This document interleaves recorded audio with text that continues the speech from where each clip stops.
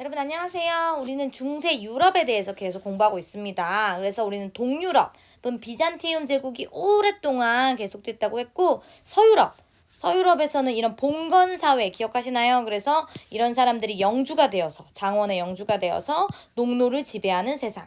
그래서 각각의 영주의 지배를 받고 있었다. 왕도 권력이 세지 않았다라는 거. 그런데 각각의 영주의 지배를 받고 있던 모든 사람들이 중세 사람들이 공통적으로 바로 이런 하나님 바로 크리스트교를 믿고 있었다는 게 중요하죠. 그래서 이 크리스트교 조금 더 엄밀히 말하면 로마 카톨릭이죠. 서유럽이니까. 그래서 로마 카톨릭을 믿으면서 완전 이 사람들 머릿속에는 교회 가야지, 기도해야지 이런 생각들이 머릿속에 가득했죠. 그래서 이런 크리스트교가 중심인 세상이 계속되다 보니까 사람들은 이제 조금만 교황의 가르침에서 어긋나도 그걸 이단으로 몰아가는 거예요. 이단이 뭐냐면 한마디로 사이비야 그러는 거죠. 사이비. 그래서 막 종교 재판을 해서 너 이단이다 막 이렇게 하기도 하고 각종 막 고문과 탄압 이런 거를 통해서 막 이단으로 자백을 하게 하기도 하고. 그다음 여러분 마녀 사냥 아시나요? 그래서 조금 생각이 다른 사람들을 막 너 마녀야 그래가지고 마녀로 몰아가지고 이렇게 화형을 시키기도 하는 그런 일들이 중세에 벌어졌었어요. 그래서 크리스트교가 중심인 세상이 이제 너무 믿음이 지나쳐가지고 이런 일들이 벌어지게 되는 거죠. 그것이 극에 달한 사건이 바로 십자군 전쟁입니다. 십자군 전쟁은 이 크리스트교 세력의 믿음이 너무 지나쳐가지고 이제 다른 종교를 막 공격하는 그런 일들이 벌어지는 거죠. 그래서 얘네가 가슴에 이렇게 십자가를 품고 전쟁을 했다. 그래서 십자군이라고 부르고 우리는 그 십자군이 했던 전쟁, 십자군 전쟁에 대해서 알아보겠습니다. 자, 십자군 전쟁은 왜 일어났을까? 먼저 시작은 이슬람 세력이었습니다. 그래서 이슬람 세력이요. 바로 그 예수가 탄생한 곳 어디죠? 그래서 성지인 곳. 바로 예루살렘을 차지한 거죠. 이슬람 보세요. 여기가 이만큼 여기 다 차지했죠. 한때 로마 땅이었지만 이제 이슬람의 땅이 된 거예요. 그러면서 이 예루살렘의 성지 순례 오는 크리스트 교인들을 이슬람이 막 이제 탄압을 했겠죠. 게다가 이 이슬람이 이제는 이 비잔티움 제국까지 위협을 하는 거죠. 그래서 성지 예루살렘을 점령하고 비잔티움을 위협하는 이슬람 세력. 그러니까 이 비잔티움 제국의 황제가 우리 이슬람 세력으로부터 공격을 받고 있다. 누구에게 도움을 요청할까? 그래서 바로 옆에 있는 우리 알고 보면 같은 크리스트교잖아 라고 하면서 교황에게 도움을 요청한 거죠. 좀 도와달라고 이슬람 세력을 내쫓아달라고. 그러니까 교황이 서유럽 사람들에게 전쟁을 호소하게 되는 거죠. 바로 이겁니다. 성지 예루살렘을 되찾읍시다 여러분. 그래서 신이 우리에게 약속한 땅입니다. 그러니까 그 땅으로 가서 이슬람 세력을 몰아냅시다 라고 하는 거죠. 하나님이 부르신다. 이렇게 얘기하니까 정말로 많은 사람들이 바로 이 서유럽의 많은 사람들이 성지 회복을 위해 출발을 하게 되는 거죠. 거기에는요 영주도 있었고 상인도 있었고 농노들도 있었습니다. 그래서 그들이 다 같이 모여서 이제 예루살렘을 공격해서 예루살렘에서 이슬람교를 쫓아내자는 거죠. 그게 바로 십자군이고 이 군대가 십자군이고 이게 바로 십자군 전쟁인 거죠. 그래서 200년 동안 이 전쟁은 여러 번 이제 예루살렘을 공격하는 일들이 이어집니다. 그러니까 한마디로 십자군은 크리스트교 세력이 뭔가 하나님이 부르신다라는 그런 믿음을 가지고 십자군이 되어서 이슬람교를 공격한 그런 사건인 거죠. 자, 그런데요. 사실 얘네들이 다 정말 예루살렘을 찾아야지라는 목표만 있었던 건 아니에요. 또 각자의 욕망들이 막 도사리고 있었습니다. 일단 교황의 목적은 바로 이거였죠. 교황은 그래도 이런 생각이었어요. 이슬람을 물리치고 다시 동서교회가 하나가 되면 나 교황의 권력이 더 커질 거야. 지금도 크지만 더 커질 거야. 이렇게 생각을 했던 거죠. 근데 요 제후상인 농민들은 그것 말고도 또 다른 욕망들을 갖고 있었습니다. 먼저 제후의 욕망. 내가 거기에 가서 전쟁을 해가지고 더 많은 땅을 얻을 수 있겠지? 바로 제후는 장원을 넓히는 게 꿈이죠. 그 다음에 상인들은 무슨 생각? 내가 이 전쟁에서 한몫 챙겨야지. 나의 구역을 더 넓혀야지. 그래서 먼 지역까지 진출해서 더 많이, 더 멀리 무역을 해서 돈을 많이 벌어야겠다. 한몫 더 챙겨야겠다라는 거예요. 농민들은 어떨까요? 전쟁에 참여하면 빚도 줄여준다고 했고 자유를 준다고 했고 또 그동안 지은 죄를 이 전쟁에서 열심히 싸우면 용서받을 수 있대 라고 하는 마음으로 이 전쟁에 떠난 거죠. 그래서 이런 속마음들을 가지고 전쟁에 참여했었다. 그러면 이 십자군이 예루살렘 점령에 성공할까요? 자 보시면 사실 처음에는요. 1차 보면 이렇게 출발을 해서 여기 지나가지고 예루살렘으로 갑니다. 그래서 사실 1차에는 잠시 예루살렘을 정복해요. 그래서 예루살렘 왕국을 세워요. 그런데 금방 이슬람에게 또 뺏겨요. 그래서 또 가야죠. 그래서 2차, 3차. 그런데 3차 보실래요? 3차 이렇게 출발해서 가다 말아요. 여기까지 간 거죠. 4차 보세요. 4차도 이렇게 해서 어머 니네 어디 가니? 콘스탄티노플을 공격합니다. 그래서 오히려 여기를 약탈해요. 비잔티움 제국 콘스탄티노플 여기가 부탁한 거잖아요. 전쟁을. 그런데 여기로 안 가고 예루살렘으로 안 가고 일로 가서 콘스탄티노플 폴리스를 오히려 약탈하는 모습을 보였다. 8차 보세요. 8차는 어머 얘 어디 보세요. 이 아프리카로 지금 가고 있는 거예요. 그러니까 사실 1차를 제외하고는 예루살렘 점령 본래의 목적은 모두 이루지 못했습니다. 그럼 얘네는 왜 이런 짓을 하느냐? 왜 뻘짓을 하느냐? 바로 본래의 목적이 바뀐 거죠. 처음에는 이게 목적이었지만 점점 뭔가 이 전쟁을 통해 한몫 챙기고 싶다라는 그런 상업적 이익 이런 것들이 더 많아지면서 본래의 의도를 잃고 이상한 그 공격을 하게 되는 거죠. 그래서 여기 보시면 이렇게 막 약탈하는 모습 이런 거 막 챙겨가는 모습을 볼 수 있죠. 게다가 막 소년 십자군이라고 해가지고 소년들을 막 또 꼬셔요. 하나님이 부르신다 막 꼬셔가지고 막 폭풍 만나고 그러다 나중에는 이 배주인이 이 소년들을 돈 벌려고 노예로 팔아버리고 막 이런 일도 있었다고 해요. 게다가 여러분 생각해 보세요. 십자군은 크리스트교 애들이 크리스트교 그 하나님이 부르신다고 해서 간 거잖아요. 그런데 이슬람으로 가서 엄청 학살을 해요. 또 이슬람 애들을. 그래서 막 이거 보세요. 막 머리들 막 던지고 막 이렇게 막 하고 막 이렇게. 그래서 이 십자군 전쟁이 과연 정말 그리스도교의 이름으로 하나님이 제일 최고로 치는 게 뭐예요? 예수님의 말씀. 최고가 사랑 아닙니까? 근데 이슬람 세력은 전혀 사랑하지 않는 거죠. 학살을 하는 거죠. 그래서 이런 삐뚤어진 믿음을 보이고 있는 모습을 여러분들을 보고 계십니다. 그래서 본래의 목적은 이루지 못했다. 오히려 이상한 쪽으로 십자군 전쟁이 갔다. 그런데요. 이게 중요합니다.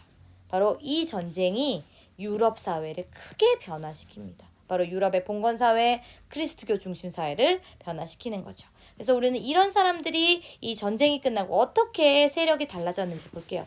먼저 교황, 중세 유럽의 최고였죠. 최고의 전성기를 누리고 있었는데 이 사람이 가자고 사람들을 모아서 갔는데 결국은 이 전쟁이 제대로 원하는 바를 이루지 못했어요. 결국 교황의 권위는 올라갈까요? 내려갈까요? 그죠?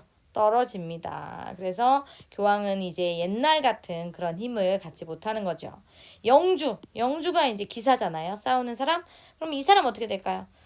막 오랫동안 이런 전쟁으로 이 사람 역시 그죠? 이제 힘이 점점 약해지게 되죠. 그러면 그동안 왕은요. 각각의 장원의 영주들이 각각의 장원을 다스리고 있었기 때문에 별로 힘을 못 썼잖아요. 그런데 영주가 약해지니까 상대적으로 왕은 어떻게 될까요? 그렇죠. 왕의 권력은 올라갑니다. 이제 왕권이 올라가는 세상이 되네요. 농노 어떨까요? 농노도 그죠? 자기 주인 영주가 약해지니까 그거 이제 조금 더 그 지배를 덜 받게 되면서 조금 더 자유로워질 수 있겠죠. 농노에 대한 지배가 약해지면서 농노는 올라갑니다. 사실 이 십자군 전쟁으로 대박난 건 상인이에요. 십자군 전쟁은 본래의 목적을 이루지 못했지만 결국 상인들은 진짜 큰 목 챙깁니다. 그래서 상인들은 이 지중해 여기를 통한 활발한 무역을 하면서 많은 돈을 벌게 되죠. 그래서 바로 성직자와 기사는 좋은 시절 다 갔고 이제 황제와 상인, 왕과 상인은 재미 좀 봤습니다. 이러는 거죠. 그래서 교황의 전성시대 끝. 교황이 왕에게 끌려갑니다. 이제는 완전 바뀌었어요. 왕이 더 힘이 세진 거죠. 그 다음 이런 지중해를 통해 무역은 엄청나게 활발해지고요. 그러면서 십자군 전쟁 이후 이 서유럽 세계가 달라지게 되는 거죠.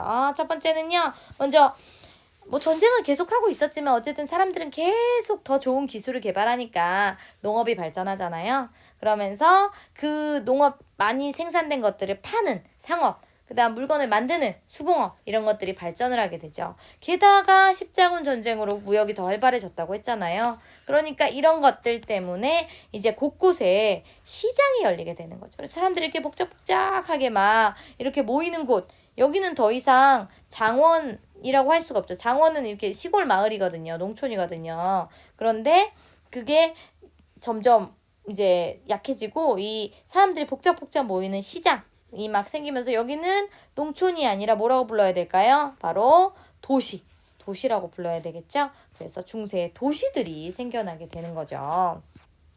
그리고 이 도시에 사는 사람은 도시민, 그래서 시민들, 주로 뭐를 해요? 상공업, 바로 상업과 수공업을 하는 상공 시민들이 점점 성장을 하게 되는 거죠. 새롭게 돈을 벌게 되는 거죠.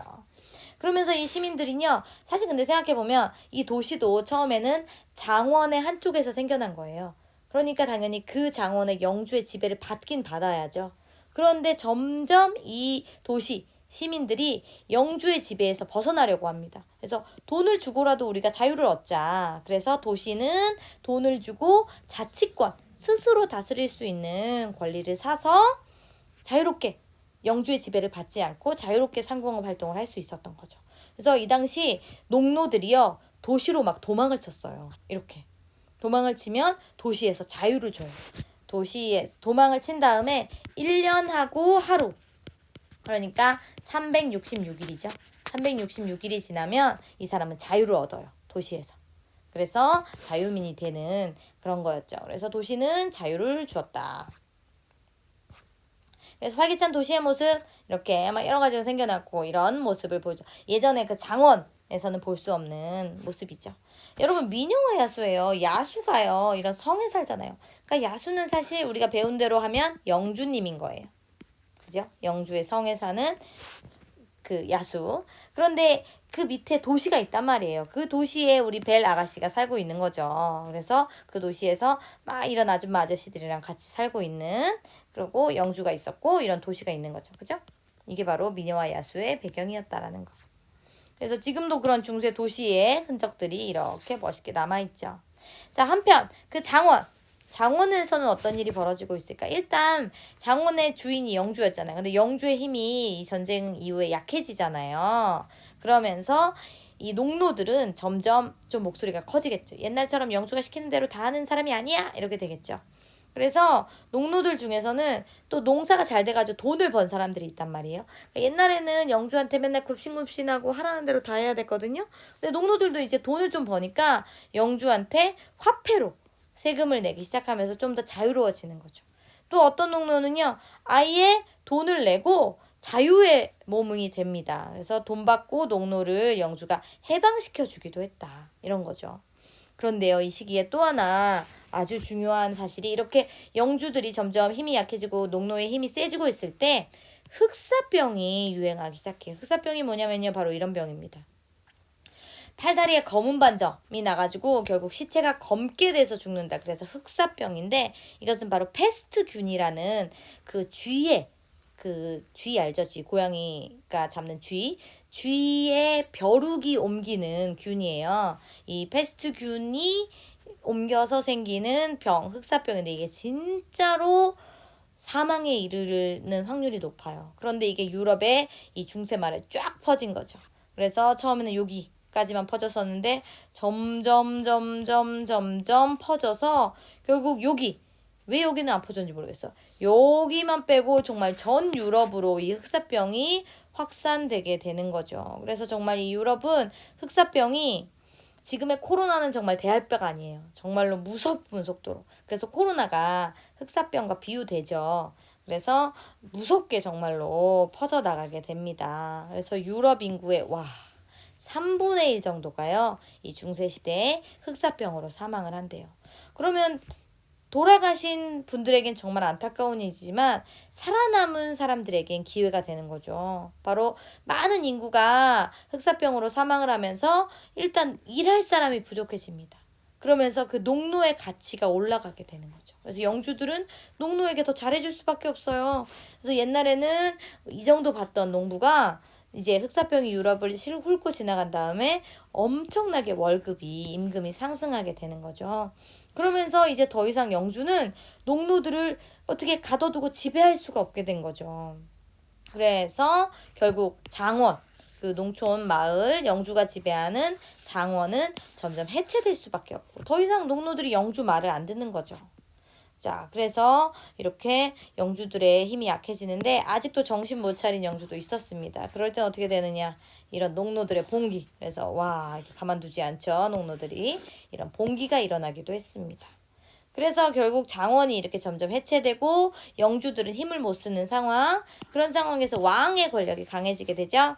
그러면서 왕의 권력이 강해진 국가. 왕이 중앙에 있잖아요. 그래서 중앙에 권력이 집중된 국가가 만들어지게 됩니다. 그래서 왕은요, 바로 자기의 권력을 뒷받침해줄 두 개를 만듭니다. 첫 번째는 관료, 한마디로 공무원 집단을 만들고요.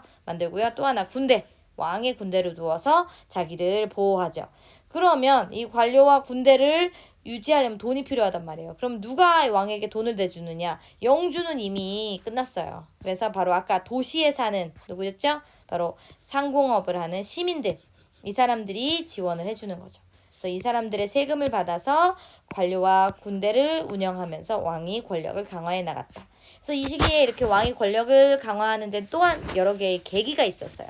먼저 영국과 프랑스는요, 되게 앙숙이었어요. 지금의 한국과 일본처럼. 그래서 뭐 보면 프랑스 땅 안에 영국 땅이 막 들어있었고, 그 다음에 왕위 계승 문제도 되게 뭔가 둘이 치열했어요. 그래가지고 영국과 프랑스가 결국 전쟁이 터진 거죠. 그런데 초반에는 사실 영국이 우세했습니다. 그런데 바로 프랑스에 이 여성이 나타난 거죠. 이 여성의 이름은 바로 17살의 소녀 잔다르크. 그래서 이 여성은 프랑스 구하라 라는 신의 계시를 받고 전쟁에 나간 거예요. 군대를 이끌고.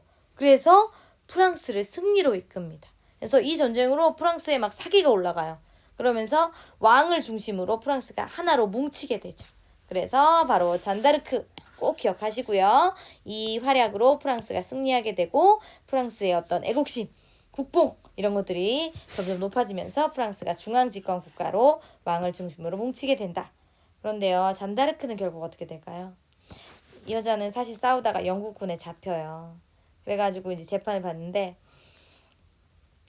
이렇게 싸우는 이 여자 이상하다. 이 여자 분명 악마가 씌운 거죠. 프랑스를 구하라는 신의 계시를 받았다고 하는데 그것도 이상하다. 그래서 결국 잔다르크를 마녀로 몰아서 마녀 사냥. 그래서 화형에 처합니다. 잔다르크는 그렇게 처형이 되죠. 자, 그럼 백년 전쟁에서 영국이 패배했습니다. 이 전쟁이 백년 전쟁인데 이 영국과 프랑스의 전쟁에서 잔다르크로 인해서 프랑스가 승리를 하게 된 거죠. 그러면 영국은 어떻게 되느냐? 영국 안에서 또 한 번의 전쟁이 벌어져요. 이번엔 영국 안에서의 전쟁입니다. 영국 귀족 가문 간의 전쟁인데요. 이 전쟁 한 30년 동안 계속 하는데 이 전쟁으로 영국 귀족들이 다 몰락을 하게 돼요. 서로 싸우면서 왕이 다툼을 하면서 그러면서 상대적으로 왕의 권력이 강화되게 되고 영국도 중앙집권 국가로 발전하게 되죠. 근데 왜 이 전쟁이 장미 전쟁이냐? 장미와 전쟁 어울리지 않잖아요? 그런데 바로 이거예요. 두 영국 귀족 가문에 그 가문을 상징하는 무늬가 있는데 그게 다 장미예요. 한 가문은 흰 장미파, 한 가문은 붉은 장미파인 거죠. 그래서 결국 이 장미를 상징으로 하는 두 가문이 싸웠다. 그래서 장미전쟁이고요. 전쟁의 결과 둘이요 막 싸우다가 결국 결혼을 합니다. 그래서 한 가문이 돼요. 바로 이렇게. 그래서 이 전쟁은 끝이 나게 되는 거죠. 어쨌든 장미전쟁으로 영국도 귀족들이 몰락해서 중앙집권 국가로 발전하게 된다라는 거. 자, 그래서 우리는 유럽의 중세시대를 굉장히 오랫동안 얘기했어요. 먼저 서유럽 보시면 서유럽은 이런 일들이 있었습니다. 그래서 봉건제도가 한참 유지되다가 십자군 전쟁으로 이제 봉건제도는 거의 무너지고 장원이 해체되고 중앙집권 국가가 등장하게 된다. 반면에 동유럽은요 이렇게 비잔티움 제국이 하나로 쭉 가게 된다는 거. 자, 그러면 우리는 다음 시간 이제 새로운 세상을 볼 겁니다. 자, 십자군 전쟁으로 뭔가 하나님의 세계가 무너지는 거죠. 교황이 약해지고 중세가 무너지고 장원이 해체되고 그러면서 새로운 세상, 바로 르네상스 시대라고 하는 새로운 신이 아닌 인간이 중심이 되는 그런 세상을 다음 시간에 우리는 공부할게요. 오늘 굉장히 수고하셨고요. 우리는 다음 시간에 다시 만나겠습니다. 학습지 잘 정리하세요.